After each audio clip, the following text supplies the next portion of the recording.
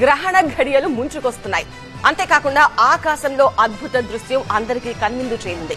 Blood moon గా పిలిచే ఈ తరహా చంద్రగ్రహణం గతంలో ఎప్పుడు చూడలేదని, ఇకపై ఎప్పుడు చూస్తామో కూడా ఊహించలేము అంటున్నారు సైంటిస్టులు.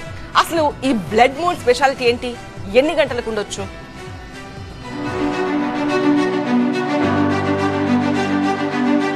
ఈ రోజు ఆకాశం అద్భుతమైన దృశ్యానికి వేదిక కానుంది.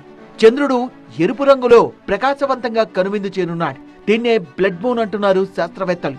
ఒక సంపూర్ణ చంద్రగ్రహణమని ప్రపంచవ్యాప్తంగా కోట్లాది మంది చూసే ఛాన్స్ ఉంటుందని చెప్తున్నారు. ఒకప్పుడు చంద్రగ్రహణాలు కొన్ని ప్రాంతాల్లో మాత్రమే కనిపించేవి, కానీ ఇప్పుడు వాతావరణం బాగుంటే వరల్డ్ వైడ్ గా 85% మంది చూసే అవకాశం ఉంటుంది. బ్లడ్ మూన్ దాదాపు 82 నిమిషాల పాటు కొనసాగనుందని, భారత కాలమానం ప్రకారం ఈ చంద్రగ్రహణం రాత్రి 8:58 ప్రారంభమవుతుందని, ఆ తర్వాత రాత్రి 9:57 నుంచి స్పష్టంగా కనిపిస్తుందంటున్నారు శాస్త్రవేత్తలు.